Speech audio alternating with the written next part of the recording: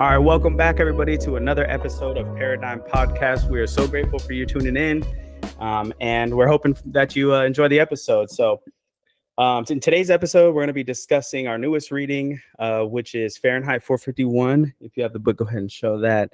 Written by Ray Bradbury in October of 1953. So we'll discuss some major motifs shown throughout the book, such as censorship and freedom of expression, technology and isolation, the role of books in society, cultural homogenization and education, and critical thinking. So before we get started, I want to remind you, liking, subscribing, clicking the notification bell is a great way to support the channel, and we'd be extremely grateful for it. And you can also find us on all podcast platforms. So go ahead and find us on there and drop a 5-star review if you'd be so kind. So we also love interacting with you. Drop a comment down below. We'd love to hear your input on today's episode, and we'll definitely get back to you. So before we get into it, let's discuss who Ray Bradbury was and what is Fahrenheit 451. So Bradbury was born August 22nd in 1920 in Illinois. He developed a love for reading and writing at a young age. In 1934, his family moved to LA, where he became a regular at libraries and self-educated himself through extensive reading. He began his writing career writing stories and selling newspapers to support himself. His first major success came with the publication of the Martian Chronicles in 1950. And Fahrenheit 451 was later published in 1953 and was influenced by the political climate at the time, particularly McCarthyism and a fear of censorship. Bradbury was concerned about the impact of television and radio on reading and thought, which inspired him to write a novel about a future where books are banned and critical thinking is suppressed. Bradbury wrote Fahrenheit 451 in the basement of UCLA's library on a typewriter he rented for 10 cents per half an hour. The novel's themes of censorship, the role of technology in society, and importance of literature resonates with readers, making it one of Bradbury's most important and impactful works. So this time around, when we chose a book, it was John's turn. So we want to ask John, what about this book interested you enough to choose this book for our read? Yeah, so when we pick books for the group, we got to pick 3 books. This was one of the 3. It was going off of, we had just finished Animal Farm, and that seemed kind of like a hit for the boys. That's a view about something that's already happened. And so going into picking the next 3 books, one thing I did, because we had read Animal Farm in high school, and a lot of you guys didn't. So I looked up good high school book reads, and this was this overlapped with a lot of different things that I was looking for, and this had been suggested to me too. So it made it on that list, and then we voted, and here we are. Nice. All right. So you kind of mentioned Animal Farm that we read before. I think it's important, and I think we learned it from Animal Farm, to discuss what each character kind of was. Like in Animal Farm, you had different characters representing different things. Mm-hmm. So I kind of wanted to talk about the different characters in the story, and we'll kind of touch a little bit on the story. If you're watching this, highly recommend you read it so you can kind of have a little bit more background into our conversation and discussion. But first, let's start with Guy, the main character of the story. His name's Guy Montag. What do you think this character represented, or what did you get from that character in the story? For me, Guy Montag is a character, and it's a story about a man awakening, awakening to actually thinking, to actually questioning, how do I feel? What am I doing? Do I like what I'm doing? On the very baseline stuff. And right. The awakening is as a society, what are we doing? Why the books thing, we'll get into it. Right. So he's a character about, there's this line where it says, when you look into the abyss looks back, mm-hmm. and it's a story about him finally looking at something that he didn't want to acknowledge, even though I guess probably somewhere he knew that things were disarray, mm-hmm. but it was easier to be an ostrich with your head in the sand and not acknowledge. And a character helps awaken him, and she's right. Someone else in the story that we'll talk about. Right. So a little bit of kind of intermittent background. The story of Fahrenheit 451 takes place in this fictional dystopian future where society is all about instantaneous gratification, keeping the people happy. And most importantly, books are illegal. It's impactful to the story. So the main character, Guy Montag, is a fireman. And in this narrative, firemen no longer put out fires like we're used to, but instead they start them. When books are reported in society at various homes, different homeowners own books, the firemen are dispatched to burn them all, including the house. So that's a little bit about Guy. So Guy, on a random day, meets his neighbor, Clarice McClellan, who is a curious kid. The guy has a conversation with her on multiple occasions. And but the first time they met, they're having a conversation. And Clarice, at the end of the conversation, asks him a question: "Are you happy?" Which Guy answers with, "Of course." However, as he made it home from work, he ruminates on her question and concludes that, in fact, he isn't happy. This was kind of the inflection point, or like a spark point of the book, and the beginning of Guy's kind of mental awakening, right? So let's see, David or Devin, what do you guys remember about Clarice? What do you think she represents? The story she used to talk about, what she represents, or what do I start with your first? Go ahead. My impression of her is like I remember the story she talks with Guy Montag, how she's the outcast in school, but she's like the only real child that's traveling through exploration within herself and really pushing the boundaries for what society is, what's deemed normal and what's deemed like being an outcast. And she calls herself an outcast amongst the other children. And insane, non-social. And she's like, I am social, and I am. I feel like I'm more normal than most kids. And so that's kind of she's the child that is searching for that. Like, she's searching for the meaning of life almost. Yeah. And she piques that interest in Guy Montag, and he becomes enlightened, aware of the reality of his own existence. Yeah. And the curtain was pulled back for sure 100%. By having conversations with her. Yeah, I put here she was like the spark of awakening, or like like that, like somebody who introduces a new paradigm, or kind of like a paradigm shifting idea to Guy Montag. Yeah. I think she sort of represented the like the curiosity or the innocence that children often have when they're wondering questions about the world. Yeah, you know. Yeah, and like just what a kid would normally do, just go around asking why, you know? Yeah, because she talks about the other children. What do? They're up to no racing good. Cars. Yeah, really breaking stuff, or they're ODing on drugs. Like, it's like really bad stuff. All like instantaneous gratification type things. And there's a little background about her. She's at school. They call her antisocial because school during that time, as you show up, we put a TV in front of you, you watch the TV. And then when we're done with TV, we go out, we play sports. When we're done with recess, we come back in, we watch TV. So it's like she was kind of opposite of that. She didn't want to fit into that. She would have conversations with students, conversations with teacher, faculty, staff. And she would ask questions, and, hey, well, you're antisocial. You're asking the wrong questions. You should just kind of be happy playing basketball and watching this TV show that we're all watching, Yeah. So she's this person that doesn't quite fit into that new society. And she's got questions, and she's trying to get them answered. And because of that, this society that's kind of dystopian in the future, she didn't really fit into it. Right. Yeah. 100%. Right. So, Guy begins to question society after having this conversation with Clarice. He's looking around, seeing his wife, and he starts to kind of question some things. So he actually starts collecting books secretively. And meanwhile, without Guy noticing, his boss, and what's come to be known in this book, the Mechanical Hound, begin to become suspicious of Guy.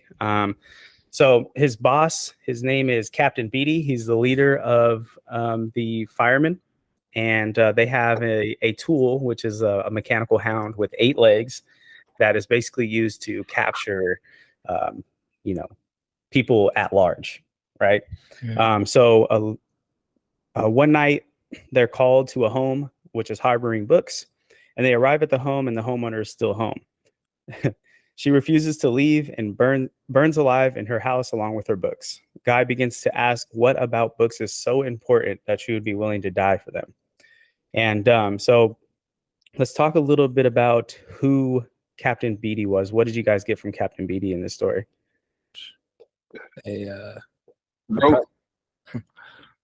Oppressor? Yeah. Okay. Well, he like knew things, you know, like what he. So guy begins to feel sick after the woman burns it alive in the house. Before we talk about like him feeling sick and beating and stuff, I want to touch on like in the story as he's kind of, you know, having this inner conflict about like what exactly is right with what he's doing with his job and stuff.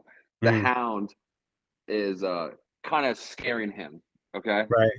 And he's voices something like to Beatty, hey, I don't think that hound likes me.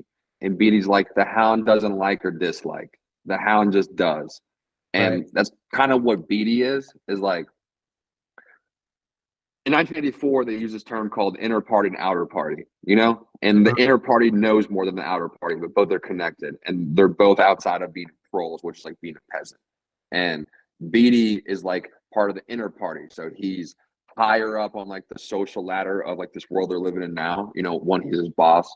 And he like used that information to kind of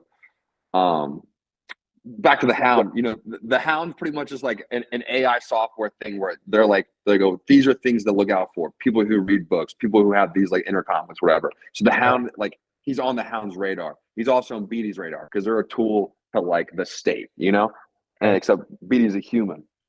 And when guys having these internal conflicts and stuff, he ends up getting caught with a book. And he doesn't know if his boss knows that he's only got one book or a bunch of books. And he kind of gives him, he's like, hey, we all get the itch, is what he calls it. He goes, all of us in the firefighting force end up wanting to read a book one time to see like what's all the hubbub about. But he's like, I'm gonna tell you, there's nothing fucking in there. It's all like, Right. There's nothing in there. So I'll give you 24 hours and you can read the book and then you got to burn it. And in between this time, it's like he's kind of like showing him behind the curtain one level back, being like, we know these type of things, you know, like we know that like firefighters used to be people who would put out fires, but now with things being fireproof, we're doing this. And he's kind of like showing him this because he's like the last checkpoint in the system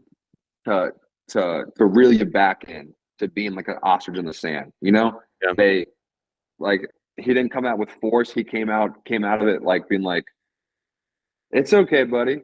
Just file back in line and it'll be no problems. Yeah. You know? Right. And he's like, trust me, because I know a little bit more than you. It's not like it's literally you'll see in 2 seconds if it's not worth it, you know?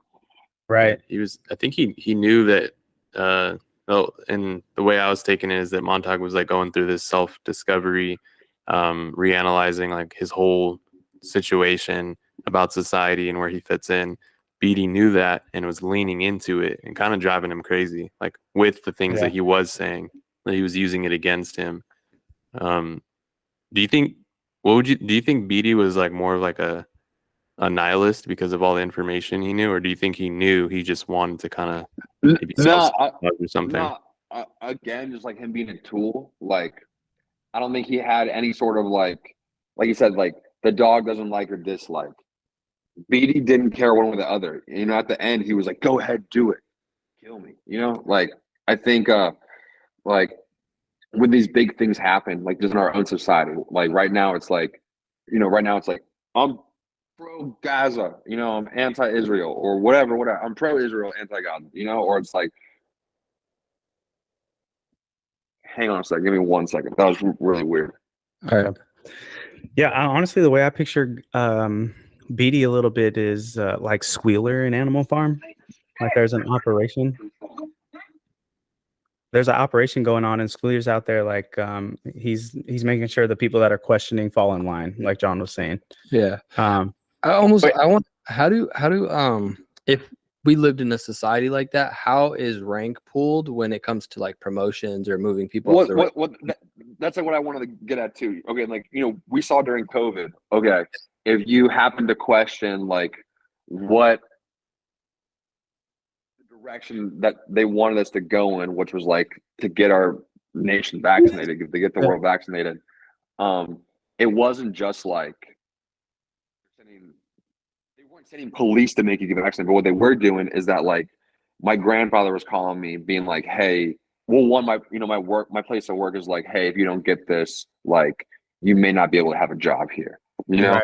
my grandpa's calling me being like, Johnny, you should get this because you don't want to lose your job. You know, Mhm. if you don't get this, you can't travel. Actually, if you don't get this, you should have second come to the hospital because people who vaccinate should get it first. So it was a lot of like, and people who were Cultural doing, pressure.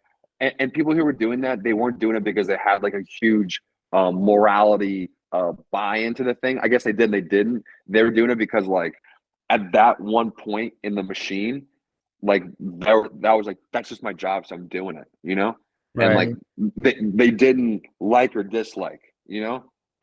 But they didn't care enough to like to allow the thinking. It was just easier just to hear the directions. And they go, no, we heard that we're doing this, so we're doing this, you know? Yeah. So like we're already there. Like there's all like people already like that. Yeah, it's just crazy to think about because it's like at what point is that line crossed between knowing when you're wrong and knowing when like something actually mischievous is going on. And it's like maybe you just won't cross that line and you'll just forever be on the line. You'll be on the side of like, well, I'm sticking to the side everybody else is sticking to, and I kind mean, of with the I majority. think if you look back in history, how do bad ideologies take over whole nations? You know, like easiest one is Nazism. You know, Right. how they Cultural do that. pressure is a hell of a thing, man. Cultural what? Pressure. Yeah, that Well, would I have don't been. have to come enforce it. I just put an idea out on the And everyone like cultural zeitgeist. all the facilities of the machine are geared towards like facilitating the idea. Just like in this one, like all the media is like everyone chimes in and watches the family on like their 4-screen living rooms, you know? Right. So Yeah, you bring up a good point. So Guy, when he comes home, like after that conversation with Clarice, he comes into his house. His wife has like, not really important, but basically they go to the living room. They call it the parlor, and the parlor has 3 walls. it's and got 4 walls, but Right. 3 out of the 4 walls are just TV screens, the TVs. entire wall. Right. So nobody really spends time with their family. They don't spend too much time with friends. Everything's on the TV. So his wife, Millie, she calls the people that are on the TV family, right? Oh, like my Uncle Joe, my Aunt Sally, like they're all on the TV. And you could participate in the shows. So you're like fully into TV. The way I think about it, it's almost like chicks who post a lot on Instagram or people who like Twitch stream, and you can be a part of the Twitch stream, you know? Right. Like, and so they're like, Mom, you don't fucking get it. That's my family. You don't Right. know about like J-Dog 57. He's been there on me. He's always there with me. He's always live Right. streaming with me. You know? I love that guy. Right. And That's so what, like he takes out a loan to build out these 3, or he like spends up all his money for this 3rd wall, and he gets home and his wife's like, well, when are we going to get the 4th wall? When are we get the 4th wall? Meaning the 4th TV. So she's fully enclosed in the TV. And so everything about culture basically is like, what can I do to just be happy and make it really easy? And so I wanted to talk a little bit about Millie. So what do you guys think about Millie? Was there anything like that stood out to you? What do you think she represents? Any of that? Makes me sick. Makes you sick? Yeah, it makes me like want to Why? vomit. It's hard to know that like you're not curious about life. Like I think that's the whole like meaning of life is you should have some curiosity about what's outside of your own parameters and your perimeters of what you know. Mhm. And that curiosity doesn't even live within her. Like she's very Just take what's given to me. yeah. And that's kind of just like sickening because there's so much life to live. Like, you know what I mean? Like how much access to abundance we have to like just limit yourself to like 4 walls and TVs everywhere. Man. That's like, it's sickening. One thing that I liked about like the Millie and her character is that this first question he asks her, and it's actually after the day where Clarice asks him, "Are you happy?" And like their sleeping situation is that they sleep in the same room but on the opposite twin beds. Okay, and she has these things they're called seashells, and they're pretty much like wireless headphones. Yeah, what you got on now? Yeah, AirPods. Yeah, literally. 1953, he called out seashell earpieces. And Sony actually wrote to him like, dude, we made him. Yeah. Anyway, even when she's going to sleep, she turns the TVs off and immediately puts the seashells in, and that's how she falls asleep. So there's no talking. And he was just thinking about how at Clarice's house he could hear them talking all night long, and he's like, what could they even be talking about? What is there to talk about? And Right. he asks Millie, he's like, Millie, and she's like, what? And he's like, you remember how we met? Right. She thinks about it for a second, and then like frustrated, she's like, why do you ask me such stupid questions? Right. But the thing is though, is that he didn't remember either. At this point, he's like, I couldn't remember either, and that just shows that like he's like, how long have I been living in a daze? Right. Yeah. I don't even know how I met my wife, and she doesn't remember it either. Yeah. What the fuck? Yeah, that's pretty messed up. Yeah, there was a lot of instances in this book where I was like, man, that's a bad marriage, The wake up from the Matrix at any moment. Yeah, dude, like you figure you would like snap out of it, like immediately see the cracks starting to form. One of the things that stood out to me was he has a headache, he feels sick, right? And this is before Captain Beatty's coming to his house to give him the whole breakdown. And he's like, can you get me like I don't know what he says, but he says like, can you give me an Advil, like some sort of pain reliever? And she has her C-cells and she doesn't even hear him. He's like, God, I feel sick. God, I feel sick. Can you get me some, can you please give me some Advil? And she's like, she's like, oh, well, the family's on TV. The family's on TV. Like, I can't really get that right now. He's like dying. You know what I mean? The dude's sick. Like he couldn't even like, he's like, give me some water, Oh, please. yeah. And so she's just like totally just like detached. Both of them are detached from each other in that marriage. And Millie is ultimately in this book like the characterization of society at large. People kind of, whether maybe you're not watching TV, but you're in the car, you're driving around like 90 miles an hour. As long as you have insurance, it's all good, but you don't have to pay attention to the life. Just get in your car and drive around. And you know that people aren't really paying attention like that because Clarice actually mentions the guy. She's like, hey, did you know that billboards used to be 20 feet long? And now they're like 100+ feet long on the side of the highway because people are driving so fast that they don't even have time to read them. Yeah. And he's like, no, I've never really noticed that. Whole football field. Right. Yeah. Like, and he's like, no, I never noticed that. So nobody really stops to smell the flowers in this society. They just kind of are like, go. And then when I'm done going, how do I feel happy? And then how do I put myself to sleep? Wake up, go. There's no like stopping, taking it in and enjoying it, building relationships. There's none of that like really light material. It's not that it's not there. It's just that like where are people finding value in like their relationships, Like Right. what's more important, the people in front of me or like the people on Instagram, Right. Yeah. And we'll kind of get into how this kind of applies to current day, but that was a good coverage of Millie, the mechanical hound, and Captain Beatty. So to kind of bring us back, we one more person to break down. What's the guy's name who helps him? We're gonna get to that right now. Okay. So with the woman that's a homeowner that dies and burns alive in her house because of her books. Once he did that, Guy started to have this like mental breakdown. Things started to kind of snap around him. Mm-hmm. So he reaches out to a man named Faber. In the past, while walking through the park, he remembered a man swiftly hiding something in his jacket. He sat down and had a conversation with him. And at the end of that conversation, Faber gave Guy his card if he ever wanted to contact him in the future. At Guy's worst possible moment, he reaches out to Faber to discuss the Bible in Guy's possession. It may, in fact, be the last one in North America. Yeah. While in that conversation, Guy and Faber try to concoct a plan to change things. They decide to plant books in firemen's houses in order for them to feel what everyone else has felt when their books were burned. In order for that plan to work, Faber gives Guy an earpiece through which they can communicate. So we meet Faber. Faber's this like older man who was once a teacher and a scholar and kind of watched society devolve around him. Yes. And didn't speak up when it was necessary in the beginning. Like, hey, like, whoa, why are we stepping away from books? So colleges slowly started to dwindle in terms of enrollment of students, and he lost his job. He was a teacher at a university. and he didn't speak up when he needed to, when things were first starting to get wild. And he never spoke up ever. never. That's his whole character. He's a coward. Right. And so Faber kind of represents what happens to weak men in times of persecution. And so you just kind of allow things to happen like, it's not really involving me. It's not really involving me until it does.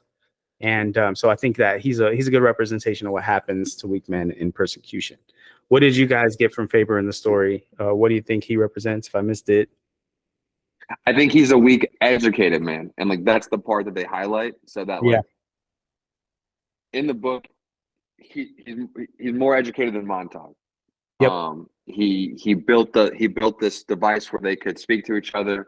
He was a professor, but he very well knew what was going on around him, Right. But at every turn, like you said, he never spoke up because he was seeing what was happening to people when they would speak up.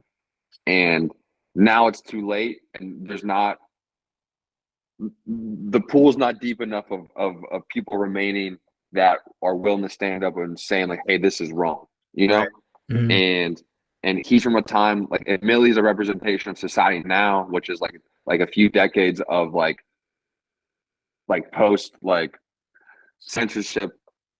He's from a time where it was still kind of normalish because he was a professor, and here he is now, and he's living the nightmare of like being a coward. Right. You could say that like an example, like in our own country, people can say whatever they want about like immigration, the homeless issue, and they can virtue signal all they want. Well, people that are like educated and have good careers, their areas of living, like in these nice cities, have just been completely overrun by illegals, homeless people, and filth, And now they're like, wait, why is my area of living dangerous? Why is like things behind locked doors at CVS, Right. Well, it's because like you literally never at one point was like, hey, actually, this isn't a good idea. You were just too worried about being canceled, And like now you're living in the nightmare that you like you didn't help. It's a sin by, what is it? Sin of omission, or is it commission? No, omission. Yeah. Commission, yeah, sin of omission. Just not doing anything. So Faber's a coward, and he uses Montauk as his vessel of doing the work still. Yeah, like to update his resume, sort of. Right. Yeah. Faber decides to stay in the house, stay on the earpiece, and just coach Guy while he's out there actually doing the action. In 7 Habits of Highly Effective People, does he talk about the 4 stages of consciousness, like unconscious, conscious, conscious? I forget. I don't think so. Saber kind of reminds me of that because he's intelligent and competent, but he lacks the ability to speak up during hard times. Yeah. And so I think that's worse than being like ignorantly, like acting out of like ignorance, like you don't know what you don't know. But he was a competent individual, and he knew what was wrong and what was right, and now he let things play out for too long, and now he regrets the competence going to waste, and now he just sits in a room, speaks from a little device to speak to somebody, and hopefully this person can make a change. Yeah. I forget what the saying is, but there's like, it's basically alluding to like a scene where some group gets targeted. You don't speak up even though you know it's wrong. That group gets taken out. And then the next group gets targeted. You don't speak up when something was wrong. And then that group gets taken out. And it goes so on far down the line till your group gets targeted. And now there's nobody left to speak up because they've all been taken out. And so like Faber's a representation of that person that's made it all the way to the end and now doesn't have anybody, like John was saying, on the same team. They're all been taken out. And so like in the beginning, when they first started doing like things that, let's say, like for us as Americans, like we go against our Constitution, if all the people who could like at least clearly see what's going on was like, hey, wait, hold up, stop, there could have been a real chance to stop, like but slowly but surely they like one by one, suffocated all sparks of rebellion, right? Yeah, and in that case, like with the, you're saying you have good career, they got family and all that stuff, and then they're afraid of speaking up because they might get canceled, lose their job. In like not speaking up, and because they're worried of ruining the life that they currently have, by waiting as long as they did, it ended up happening anyway. Right. Right. That's in San Francisco, that like usually would just go to the store and buy some ice cream to bring home to the family. Now you have to go to the store. They have to unlock this padlock to open up the ice cream, so you can, Yeah. you know, you That's what I'm saying. inevitably Like, affected your life one way or another, whether it's by omission or fully involved. So it, you know, you have to speak up. exactly. Right. Exactly. All right. So that covers most of the major characters in the book. I'll do a little bit more of the background of the story. So after Faber gives him the earpiece so that they communicate, the next day, Guy goes into work and an alarm goes off. Another household harboring books has been reported. The firemen load up and are on the way to the location. And when they arrive, it turns out to be Guy's house. Bum, bum, bum. So Guy, you know, in shock, right? He's like, oh, you know, I thought they only thought I had one book. You know, I gave the Bible back to him, but here we are. And so Captain Beatty gives him a flamethrower and instructs him to burn down his own house. Guy, in the heat of the moment, burns down his house. And when he is put into a corner, so he burns down his house. Captain Beatty's like, all right, well, we're going to take you to jail. Guy's like, snaps. And I ain't going to jail, bitch. Yeah, he ain't going to jail. So he burns all the firemen alive. I think maybe one or two got away, but burns them alive. And now he's on the run. So he's at large. The mechanical hound, the first one, He burned the first one. is sprinting across the yard, is jumping after him. He burns the mechanical hound. I guess all the wiring stuff got burnt up. But then he's on the run, and he starts making his way Making my to way Faber's. downtown. His And wife then, also dipped out, right, when he burned down the right, house. even His wife fucking called the cops on him. She said, "My husband's a fucking criminal." right, right. How else a do they good get that information? a good litmus test if you got a good woman, if you show up and I got a dead body, can you help me take care of this? Yeah, Millie didn't pass that test, dude. At the first sign, she was like, "It's him. It's him. Him. I'm out. did it. I'm out." Put the earbuds in. She's like, "Yep, get me out of here." Right. She's got her 3 TV screens loaded in the taxi. Yeah, dude, for real. We got him. And so and I think Ray Bradbury does a really good imagery laden writing, because you can really picture it. You feel it too. Like when he's having conversations with people, you can feel the intensity, the anxiety. And then so once he burns alive the fireman, he knows he's on the run. So you feel the paranoia. He's walk, don't run, walk, don't run. Don't cause any suspicion. Let me just go to the gas station like it's normal. Let me wash my hands, wash my face, and just kind of recoup. You could feel all the paranoia when you're reading it. At this point, he still has the piece in his ear too, right? No, that Beatty was took burnt. it. Oh yeah. Right. Paranoid. So he starts making his way to Faber's house.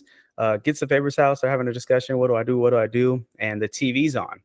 And so sports are big, but you have Super Bowl, like the Super Bowl of this society, is War. manhunts, right? Is So what? it's all about manhunts. So Oh, if somebody's like a traitor, or they they're in trouble with some reason, they'll bring in cameras. Imagine like a drone following this mechanical hound with 8 legs, and now it's on the hunt. It's looking for Guy Montag using smell, using a bunch of different factors.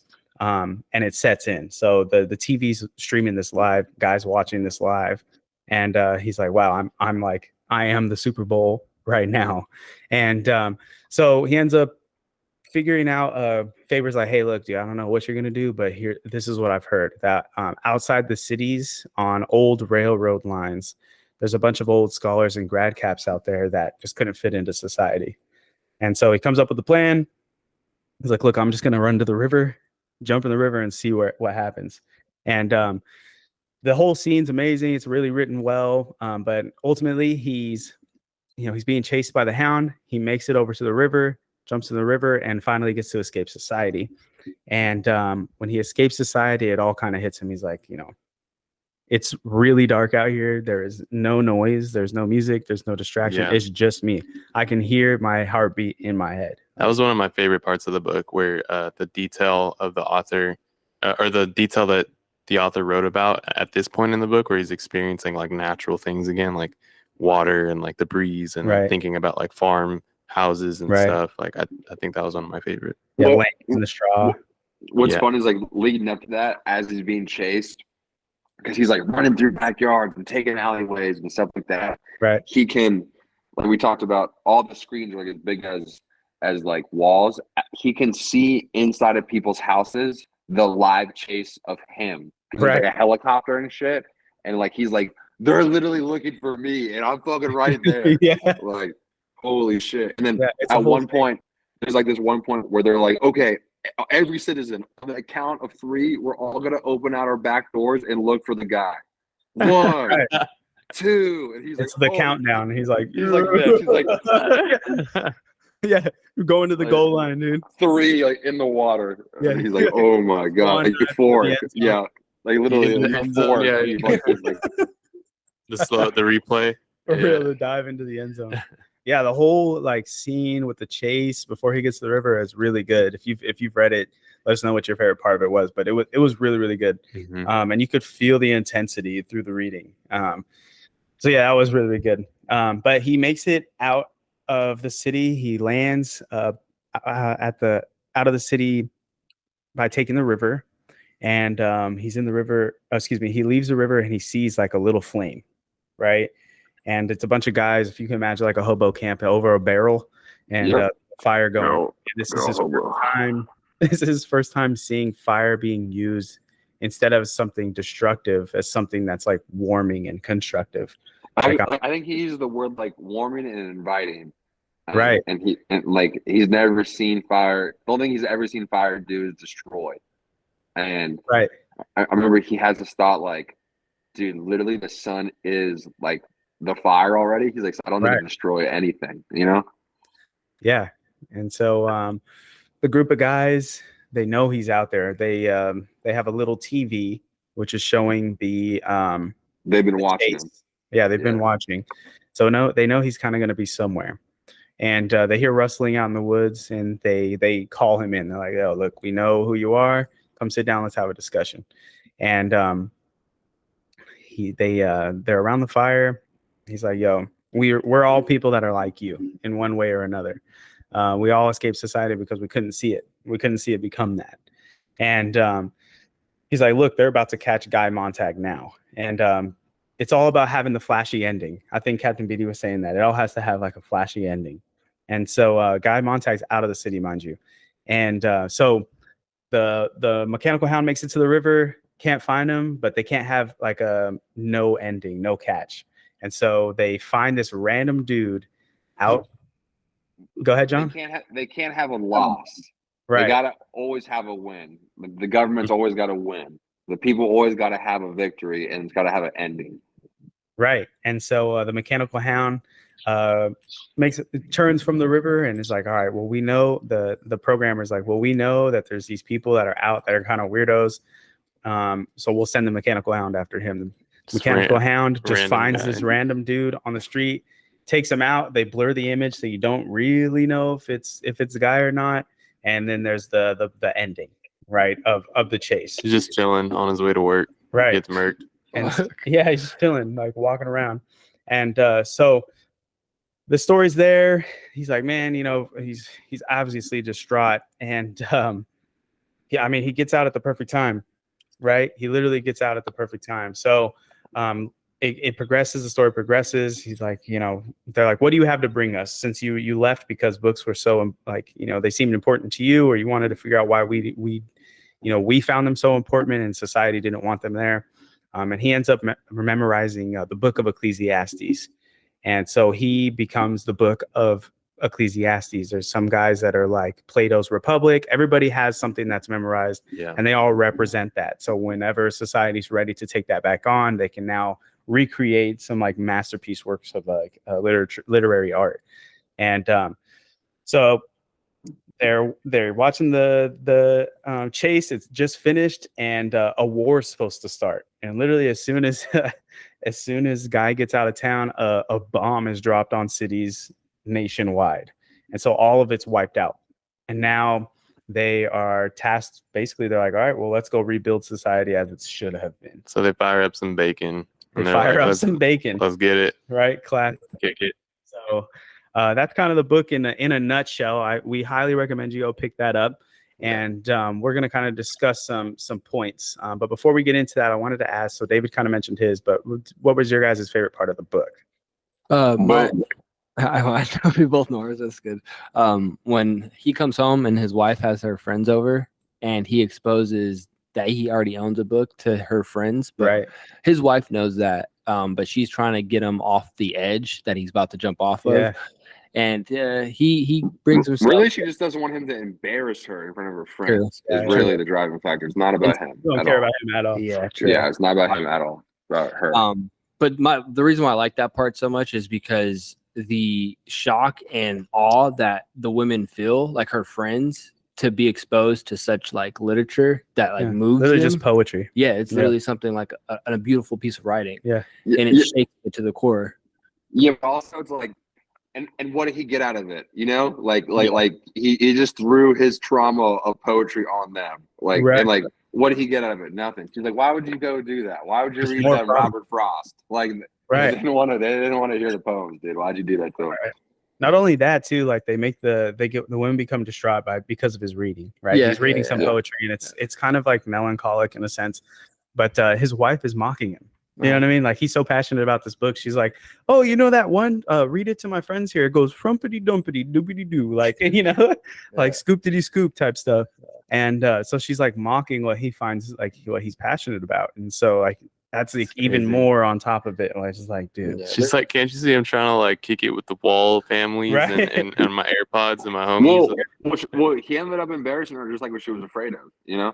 right? Yeah. I guess. Maybe that was his true intention. Maybe he wanted to embarrass his wife. Maybe. No, what he wanted to do was that he was like, I want you guys to fucking look at the truth like I'm looking at, you know? Right. And he doesn't like and that's the whole point of that part of the story is that like you can't just like you know that movie like Bird Box or whatever when they hold the people's eyes open to see, like you just can't do that with people with the truth. Like that's how they're gonna react to you. They're gonna be like, this guy's fucking crazy. Like he made me feel uncomfortable. You know, he was so aggressive. I didn't feel safe. Slowly pull the curtain back. You can't just fully like open that thing. You can't just like look, it's all fucking like Alex Jones, like they're turning the frog. Like you can't do that. Like you can't do that. And like all you're doing is making an ass of yourself. And that's what Guy Montag did. He made an ass of himself. Right. You know? But he didn't know what he was feeling. So he was like, I want you to fucking feel confused like I am. I don't know how I'm feeling. My favorite part of the book is when he gets to 24 hours to read the book, when he still thinks he's in the clear, and he he goes out, he gets his whole stash, and he's like, I got this, I got fucking, you know, and then without any rhyme or reason, he's just like he's like meditations, Marcus Aurelius. What could this mean? He's like, is the truth in here? Is the truth in here? And he like reads it really quick, but he's not good at reading because they don't read, and he's like. He's like, doesn't make any sense at all. I don't make any sense at all. What about this? Next one. Yeah. Crime and punishment. And like he's like, fuck. I don't know about that one either. Right. But I remember like his it's like his anxiety and like to like is the truth in here? Sometimes like you know, a lot with our book club. I'm talking about like look at the truth, guys. You know, like sometimes I get caught up when I get real passionate about like a story I'm reading or something that like I feel like I just learned or a light bulb in my head, you know. And I'm always like, is the truth in here? Maybe the truth's in this one. And like with the Bible, and because he was really fascinated with the Bible, and it came out a lot. And what I liked about it, he brought up that he read Job. That was one of the books that he was like Job, whatever. And we had just read it, but Job is a story about a guy who's literally getting fucked. So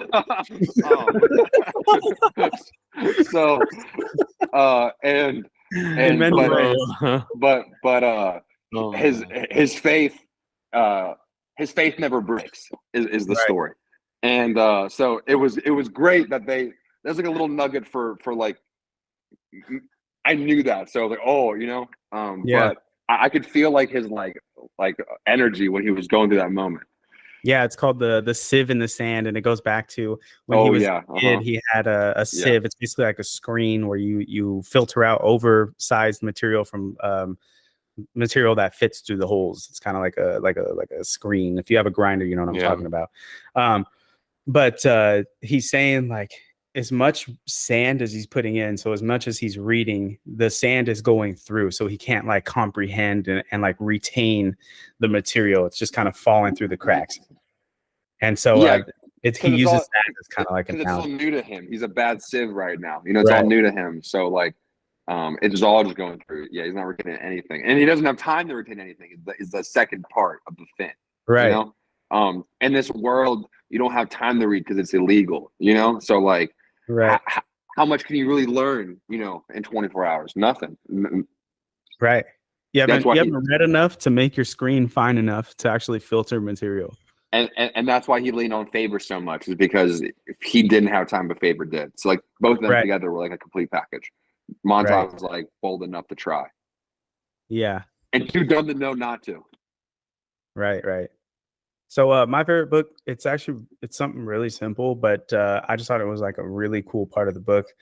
Every morning Montag would walk to the train to get to work, and while he was walking to the train, him and Clarice would have conversations. And one of the ones was it was late in the year, and she finds a couple dandelions, and the dandelions, she's like, oh, they say if you put a dandelion under your chin and it rubs off, it means you're in love. And she rubs it on hers. He looks, he sees that she's in love, and then she does it to him, and then there's none. Right. And he's like, no, I'm in love. I'm married, I have my wife, like I'm in love. And she's like, I'm sorry, the dandelions don't show it, Dandelions don't lie, dog. And it was so like impactful because he didn't realize it at the time, but that was true. Right. The dandelions didn't rub off. He wasn't in love, but it just happened that it happened to be true. Mhm. But it's something as simple and childlike as that. Like it's so simple as like, if I like a girl and let's say I'm back in elementary school or both in elementary school, I give you a dandelion. It's something as simple as that. Like they grab it and they smell it and it goes under their chin. And it's just the imagery of that. And it's so simple. I just thought it was just like a beautiful scene that was written well. And so it was something simple as that. But the writing, the imagery, you feel the paranoia, the anxiety. It was written really well. So highly recommend you pick it up. And even the little things like that are really cool in the book. So all right. It could be a no, yes, no quick answer. Or if there was something that stood out to you, feel free to let it be known. But was there anything you didn't like about this book? I think Yes. I think as descriptive as the book was, it was really hard sometimes just for me to tell like who was talking, because it was like an inner dialogue like mixed with like conversations that were happening really quickly. Right. And I think Faber in the ear. Faber in the ear. The really, really descriptive details. I mean, like from the first part of the book when he was Ray Bradbury was like using words to describe the room that he was living in with Millie. Yeah. I was like, what walls? Where are they at? Like Right. what's happening? The family, So maybe that's not a part I didn't like, but I think maybe for someone to take into account, like if they read this book, it's maybe more a little bit of a challenging book to tell like who's talking sometimes. Yeah. I think especially like that's what I was gonna say too. We had just read Animal Farm, and it was, I mean, it's like a ninth grade read. So it's like, and Snowball said, and Squealer said, and Boxer thought, and so like it's very straightforward. You fucking know exactly who's talking, and on this, you have to be like, wait. Who are you again? It kind of adds to the ambiguous, dark feeling that you're in, Yeah, it does. You literally feel a little bit confused the whole time, just like the character Guy Montag is. Yeah, we got that across really well. Like when they pull up to Guy's house, Beatty's saying something to him, and then Faber's in his ear, and then he's having dialogue in his head, and then he's also like, he wants to respond to Faber and also respond to Beatty. There's like all these different like conversational dynamics that you kind of have to discern, and some of them aren't like, Guy thought, Faber said, it was like you have to kind of like, and I think audiobooks are really good at this too, because they'll have the different voices for the different people. And so if you do get it and like you have some confusion, maybe check out the YouTube audiobook, and they have different voices, they have setting noises and stuff like that. So yeah, that was one thing in the book that was a little bit tougher, but the point still gets across. It's supposed to be confusing and crazy. And the one thing I know it's fiction, that's a shot in the dark, but like, okay, we've been talking about Animal Farm a lot. Orwell wrote 1984, which is another dystopian shot at the future. Okay, Right. 1984, I can fully see it was more believable us getting to that point. I'm not saying that the characteristics of this future are not like not relevant, but like the fact that he's a firefighter who burns books, like firefighters became people who burn fires. I was like, all right, come on, really? It's happened in the past. Firefighters became people who make fires. Spaniards, if you conquered a new culture, you destroy the culture that you conquered, like their literature, their art. Maybe it's not firemen itself, but you destroy that culture and you build your own on top. Give me an example. The Spaniards, when they came over to America or Mexico, they destroy the Aztec Mayan culture, and they install Christianity and Catholicism, Spanish. They now install those beliefs and morals over their former ones, and now you exist as a culture in our guardrails rather than your own. They were in the book. They were destroying culture. Yeah, in a sense, yeah. Like if I have Crime and Punishment, I wanna read Crime and Punishment to be exposed to like maybe a new thought, new philosophy, a different culture. We can't have that anymore. Well, pretty soon they might not let you have it because it's a Russian author, Right. Well, I mean, I have to go back and look at 1984, but it was seriously totalitarianism, if I can recall. Right, Big Brother is watching you, right? Big Brother's watching you, but it's also all about like social prestige, like being a party member, inner party, outer party, and like Right. and like you're taught to like big brother is the family, like you should Right. you should spy on your parents, you should spy on everybody. Yeah. You I think should there's tell on everybody. aspects of Fahrenheit 451, aspects of 1984 that we can definitely see happening in the future. Yeah. Well, A lot of them almost already are, Right. Which kind of leads us into our discussion points. So we'll move into that. So this book covers a lot of topics that apply to modern world. There's motifs throughout the book that kind of we can see maybe current day progressing into. So one of them is censorship and freedom of expression. So Fahrenheit 451 paints a great picture of a society that is highly censored and freedom of expression is kept to a minimum. So a question for you guys. How do you see the issues of censorship and freedom of expression playing out in today's world? Okay. You can mention social media platforms. Yeah. Well, today, especially before Elon bought Twitter, a big phrase people use is like for your safety. For your safety, So yep. so they're not censoring information. They're only giving you access to the right information. AirTag quote, Yeah. So what they do is the regime, you everyone's seen that clip where like they press play and like all like 50 news stations are saying like the same thing at the same time. You know what I'm talking about? Like Yeah. our democracy is that okay? Like Brought to you by everyone gets like the direction of what they're gonna say, and then they suffocate any alternative narrative. Right. Now they're saying that they're not censoring speech because they've suffocated all alternative narrative, so like Right.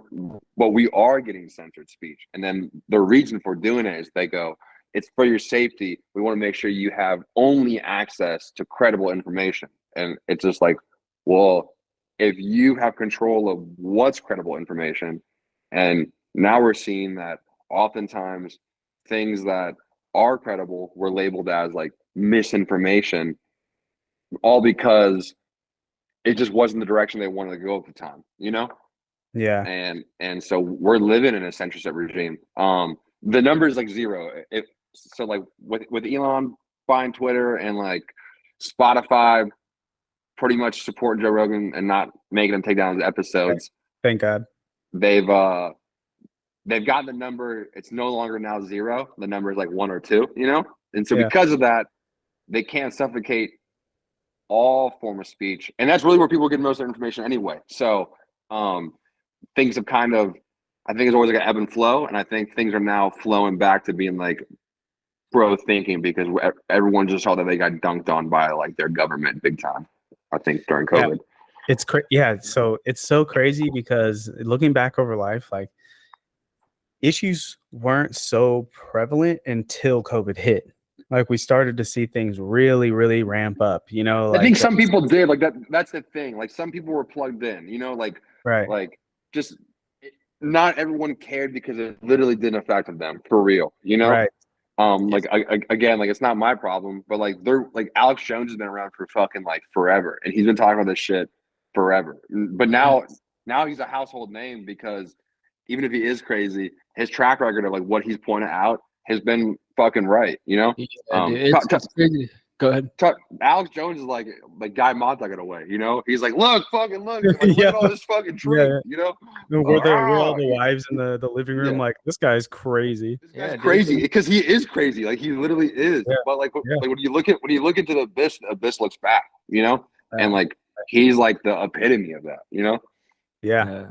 It's just crazy. We live in a time where like the conspiracy theorist, that term was created when JFK was killed, and it now is finally coming to its death time where like conspiracy theorists are telling the fucking truth. Yeah, and it's like been proven over. Like some of them, there's all these crazy ass flat out there. But people like Alex Jones that have like existed for long periods of time. He's not just somebody new. Yeah, but he was the first. Him, Joe Rogan. Who else did they try to like shut up? Like all the big two doctors in Kern County.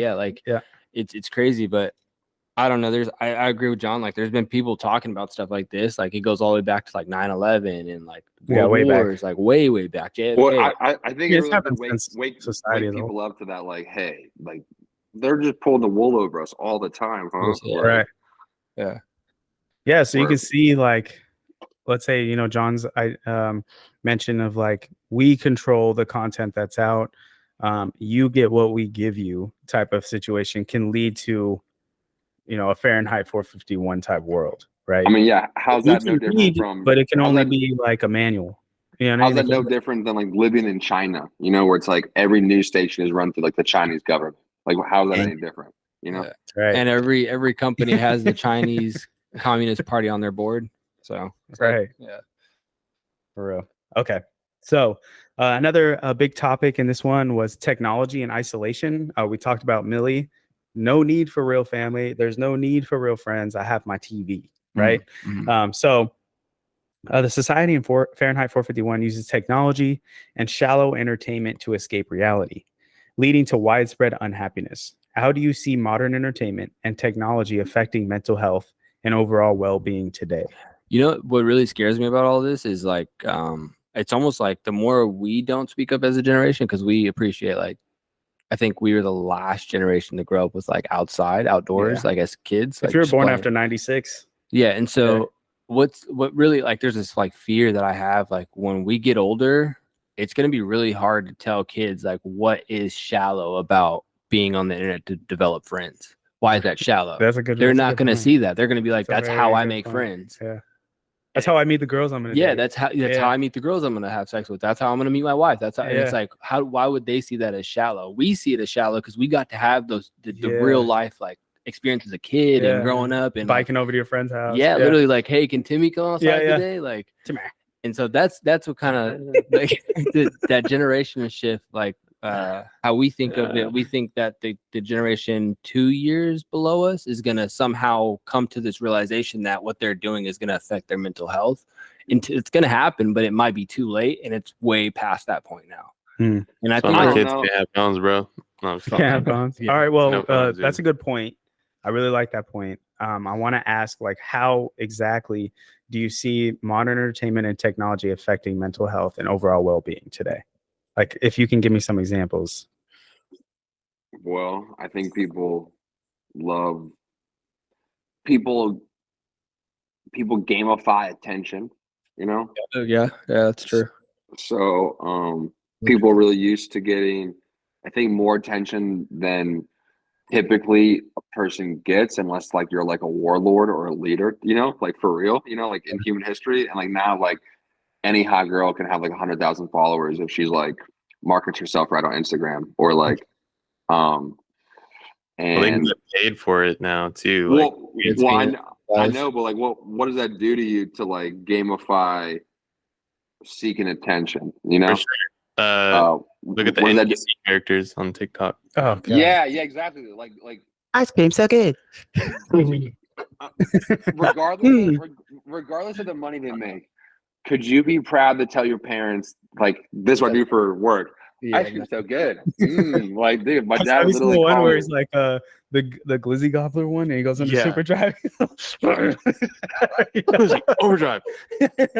Just weird, dude. Just weird. Yeah, What the yeah. fuck are y'all But you know, Yeah, I'll show you it's, after. It's it's funny though because we're laughing about it, but the people that are like paying money to like make this guy do the glizzy freaking Gobbler 9000, they think it's funny too. Yeah, And For they sure. get out of it. So we're the For same sure. reasons we think it's 100 funny. Like glizzies. they're like, yeah, let's send it, bro. Yeah, Give him the glizzy gobbler. yeah. For sure.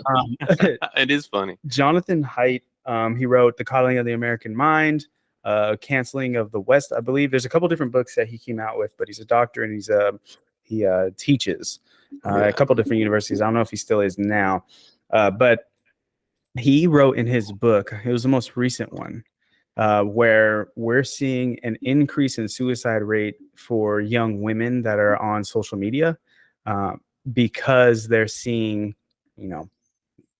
what are you seeing on Instagram? You're seeing like women that are more beautiful than you, have more status than you, go and do whatever. Yeah, they just see can't do it. hot women who are super fit and like they just travel every day. Like I'm in Europe or whatever. And they're like, Yeah. I'm stuck in Nebraska, dude. Fucking Right. sucks over here. And you could tell, I mean, some of these girls are like Nothing against Nebraska.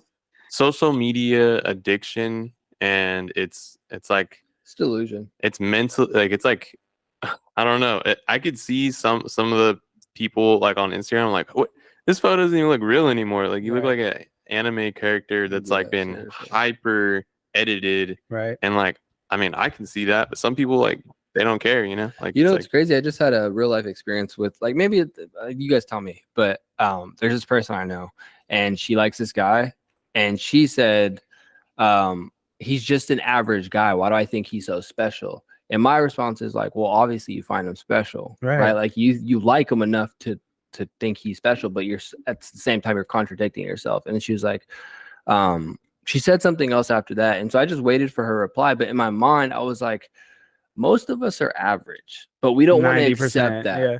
And so we think that our totem pole or our reach can be a lot higher than what it actually is because of what we see every day. And I think that plays into that thing, that statistic that you gave about with women, is it could be delusion. It could be, I don't know. I'm not a fucking scientist, but it does play on the mind on thinking like you see other women attract this, even if they're like not 5s or 6 or they're below that, they can get guys paying for their OnlyFans. That doesn't mean every guy wants to marry you or take you serious. And so I think that's also playing into the Mark DeMarco. Suicide. John So DeMarco. I thought it was interesting because I heard this actually happened firsthand. I was like, that doesn't make a lot of sense. Yeah, when I was a kid, it was all about the beauty. What was it called? The beauty standard, right? The beauty standard of the West, and it was like, well, it's all on the cover of magazines, and it's like it's on like the billboards and stuff. But now, if you spend 5 hours a day on your phone, and you're on the scroll page, you see it every single, like if it's not every post, it's every other post. If it's not every other post, it's very, very frequent. And the algorithm. And so now, instead of it just being the magazine and the billboard cover, it's on your phone and it's attached to your body. So like you're now, like if you're like a young woman and you're looking and you're like, man, like I can't be that, I can't be that, I can't be that. And that you're thinking that 5 hours a day, like eventually it's going to have an impact on your mental well-being. Yeah, 100%. Right. Yeah. And like men too. I was going to say that men are, you know what I mean? Like this dude's like jacked out of his brain and he's like just muscly as heck. What do I have to do that? to get that. Oh, okay, I just have to take trend. There's a whole like the trend brothers or whatever. Yeah. There's like, Oh, all I have to dude. do is take trend. Like, oh, okay, I'll I take don't that know. short way. And then not only do you impact your mental well-being, now you've impacted your physical health. Now you have detriments in multiple different ways. Yeah. So we could see tech and like, you know, just shallow entertainment, like just on our phones with a 1-minute video, is having an impact in Yeah. various different ways Behavior. I think across it's culture. how I would answer your initial question, like how is social media or the tech and environments that space is Entertainment, like affecting our real lives.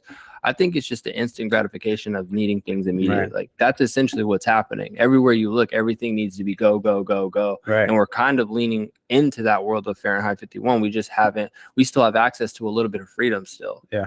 Like we still have our Yeah. own. Or maybe willpower to go out. we're maybe like where Faber was when he started noticing changes, or like as the changes are happening. Yeah, and it's going to take a good amount of time to get to whatever this is, but There's if we stay on potential. this track, like there's potential, serious Yeah. potential. Yeah. So that's kind of that one. Is there anything else you guys want to add before I ask the next question? Go ahead. Nope. Okay. So this book, it's the whole thing's basically surrounding the role of books in society. Like, why are books so important, right? So in Fahrenheit 451, books are banned to prevent dissenting ideas. What do you think is the role of books and literature in modern society? How important are they in shaping public opinion and encouraging critical thinking today? Well, you guys tell me if I'm wrong, but I think at least for us, just speaking for us, it's curiosity, right? Like we're Okay. curious about philosophy. We're curious about, I don't know, learning more about ourselves, like ultra learning all the way to Marcus Aurelius. Like, it's a lot of, for us at least, it's just curiosity. We like enjoy reading. And it also, there's a council that we have amongst 4 of us that we get to come together and just talk about our own thoughts. We get to talk about our lives. We get to talk about what we took from a book that we just read. And I don't know if there's a serious purpose behind any of these books that we're like reading in our lives, but we're taking segments of it and applying it to our real lives. So I would say that much for at least that question. Okay. Do you think that's being done on at a large scale? Yeah. No, I don't think so. No. Yeah, I don't really think, if I talk to people, I mean, even Joe Rogan's like, yeah, I don't really read. I just listen to books, you know, like that's good still. We're listening to a book, but I really don't think many people read. And why do you think books are so important? I think JBP tagged, like, I don't know, I reference JBP a lot, but he talks about like, if you're able to articulate your inner thoughts and get them on pieces of paper, the way you're able to do that is hearing how other people, professors, writers that are really good at articulating their thoughts. It gives you a better comprehension on how you can, I guess, get your message out to the world. There's a episode with Jocko and I think JBP, and he talks about being able to write letters to your superior, right? And to promote from your beneath you. I forget exactly what he's talking about, but he's like, if you don't know how to get what's in here onto a piece of paper, there's a serious problem, right? And you're one of the people that are leading this country. Yeah. And so I think reading you can boil it down to the most simple things of just comprehension, being able to get what someone tells you onto a piece of paper and then go to, I guess, paraphrase or articulate it in a different way that you see fit. Okay. So I've heard before, and honestly, maybe JVP said this, but you know, we learn things by telling stories. Right.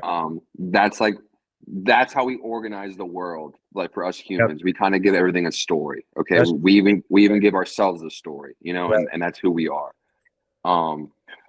When I get to read, a lot of times it's like you get to put on a hat of someone else so you can play around with finding something out and letting the story play out.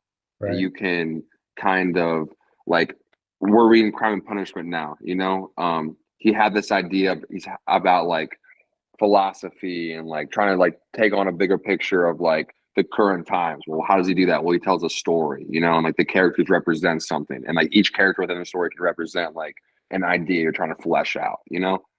And so for me, and anyone, reading is a good way to flesh out some ideas.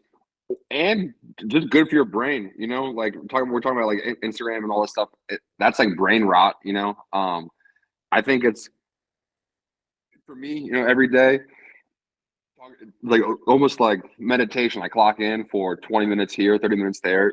I have to sit down and read. I think it's good for my vocabulary. You know, Yeah. I think it's just a good way to keep me sharp. You know, people Hey, think rate yourself a little better. yeah, people think school stops right when they finish school, you know. Right. But you can keep educating yourself in a lot of ways, and the Right. reading's one of them. And fiction's fun. Fiction is just putting on a different hat and reading, you know. Yeah. I love reading mangas too, you know. Yeah. It's another way to escape reality that way. I totally. Yeah. One of the reasons I think books are so important, David and I were actually talking about this on a bike ride recently. When I was young, my mom read me this book called Preparing for Adolescence. And I was like maybe 9 or 8 when she started reading it. And it was like what to expect as a teenager and becoming a man, you know? And it kind of gave me a foundation and like at least have thoughts in my head and like being curious about certain things that like were introduced to me before they actually happened to me. Right. And so I had some time to like, well, if this happens, like, what would I want to do? Like, what do I want out of this? And I was introduced to ideas prior to actually the action happening to me. And it helped me to kind of maybe wrap my head around some things that maybe I wasn't prepared for at the time. And so being introduced to those things early, it kind of gave me a little bit like of a head start where like, if this happens to you, what would you want? Here's how I would want to act. And so I think, you know, in the story of Fahrenheit 451, Guy Montag is on the subway and he's reading the book of Ecclesiastes and Job. He's reading the Bible, right? And he's looking, is the answer in here? Is the answer in here? And we all know the people that read the answer is not in the book.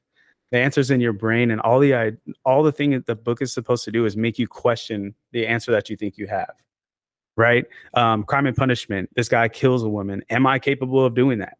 Right? That like these are questions that are kind of brought to your brain that are supposed to kind of shift you off to your dot. And when I got to college first, one of the first professors I had was like, look, I'm here to teach you, but ultimately my goal is to push you out of your comfort zone and make you kind of figure out what you think is what's right and wrong. And I think that's what books are supposed to do.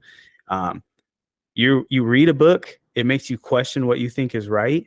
And then you maybe have more of a firm grip on what you think is right. Or maybe you were questioned and shaken, and now you have to look for something that you think will be a little bit better. And so the importance of books is the impact that they have on your core truths or, you know, maybe orbiter truths. And so it's important to read. You can get new ideas. It's cool that you can get the same, you know, ideas from JBP's podcasts. You can get, you know, podcasts, YouTube videos. You can get all that, but there's something like nostalgic and important about actually sitting down, reading, the smell of a book. You know what I mean? There's something beautiful about that. Mhm. And yeah, I think that's my reasoning as to why books are important. Yeah.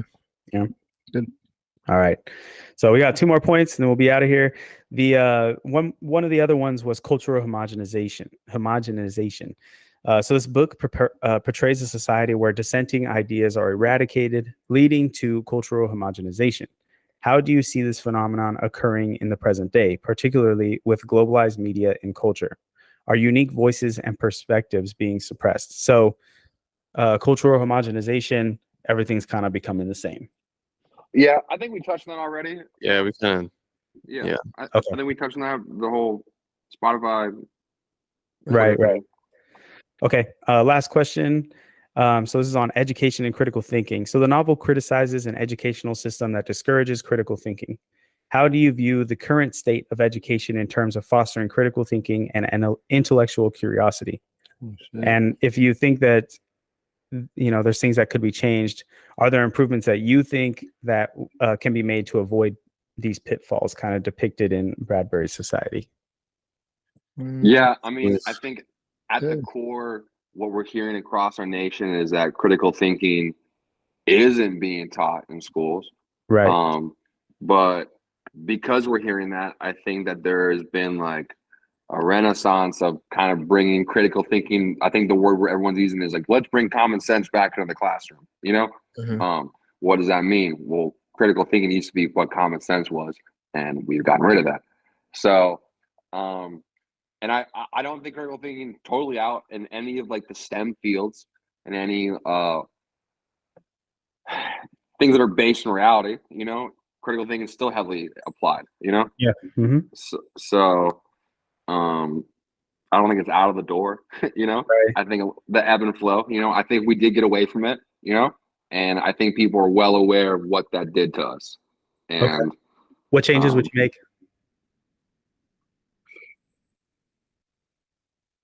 The changes I would make is that truly our school systems were designed to make factory workers. They were designed to teach rural people that were from the country how to function and be a citizen in this new post-industrial revolution working in a factory. And that's why there's bells, that's why there's organized, that's why everything the way it is. Yeah. Something that my point of when I'm assessing something is always from a point of like a skepticism, and until proven, and not because I don't trust everybody, but just because like if I'm not skeptical, who is? Who's looking out best for me? And time again, the only people who are looking out for me more than myself is my parents. You know, Right. So when I'm skeptical, I find that I take just like reading, I'm taking the moment to assess things. What's the definition of critical thinking? Critical thinking is, I think, to accurately assess what's in front of you, make a judgment, you know? Yep. So taking a moment, using the knowledge that you do know on hand and making a judgment call on that. I wish that we would teach our kids to be more skeptical and to think about things rather than just buy things like slogan and all. Right. Like don't even you don't have to trust your teachers. Like fucking question them too. Like they're not right. Like they're like literally time and time again, they could be wrong, you know? And that's fine. Right. If they're good teachers, they'll admit that they're wrong and then they'll improve too and they'll be a better teacher. So right. Right. Okay, cool. Yeah, I think one of the kind of points for me that helped with critical thinking, Dr. Christopher Pluhar, Fresno State, when I had a question, you had to come with him with an answer. You had to come to him with an answer. So like if you were like, all right, well, I'm thinking that the actual dip of this unit is 54 degrees and here's how I got it. If you were to ask him a question like that, then he would kind of help you, right? But if you came to him like, hey, I'm struggling on number 1, he'd be like, well, what do you think? Walk me through your train of thought and let me see where you're having mistakes and let me see if I can kind of help your train of thought, not just give you the answer. Yeah, right? I think there's this thing that's like, don't come ask me for an answer unless you haven't thought of 2 ways to do it yourself. Right.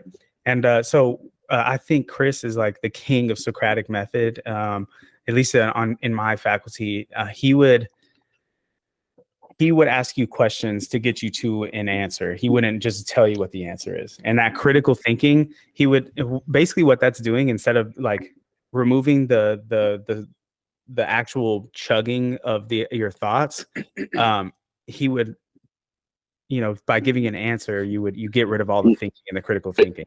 It's like, let me teach you so you can figure out how to get there. Like, okay. Yeah. Critical thinking is a puzzle solving mechanism in our head. Right. Our life's a bunch of puzzles. Like one puzzle's love, one puzzle's work, one puzzle's like, what am I gonna fucking cook tonight for dinner? You know? Right. And like, what am I gonna cook tonight for dinner? I open up the fridge and like, because I know how to cook and I like to cook and I spend time, like I can be creative and just make something with the tools on hand. Right? And like some people are like, oh, those don't go together. I'm like, all right. Like, you know. Like we'll see about that. Pretty sure they're about to go crazy together. You know, but if in history class, instead of it being like, here's the test, write the correct answer, and be like, well, what do you think about that? Write me an essay, and then we'll debate it. Like, do you think it's wrong? Do you think it's right? This is gonna those questions will inspire critical thinking. History is 2 ways. One is supposed to be like an accurate depiction of the past, right? And then you could write about like how'd you feel about that, I guess. Yeah, I mean, just asking the question, right? Do you think this was right and wrong, and why?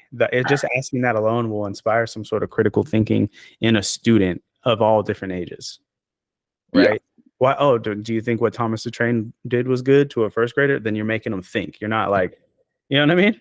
So I think just asking a couple, like asking questions rather than trying to get an answer alone will kind of inspire more critical thinking from students, right? Give me questions and tell me what you think rather than give me an answer. So I think that would kind of inspire a little bit more critical thinking, because current day educational system, you just need to give me the answer that's Bro, right. we don't got no critical thinking. We got Chat GPT, bro. Yeah, it's about to me the get even answer. worse. Yeah, it's about to get even worse. Just give me the answer. Right. All right. Anything else to add before we wrap it up? Wrap it Any up. thoughts on the book that you want to get across? Nada. I'm Nothing? good. All right. Thank you guys so much for tuning in to another installment of Paradyme Podcast. We hope you enjoyed the show. Drop a comment down below. What are you debating about what we talked about? Was there anything you would want to add to our discussion? We'd love to hear it. So drop it down in the comment section below. Remember to subscribe to the channel, like the video, hit the little bell next to the subscribe button, and follow us on all our social media platforms. All the information you need will be down in the description box below. And always remember, what you do now equals who you'll be tomorrow.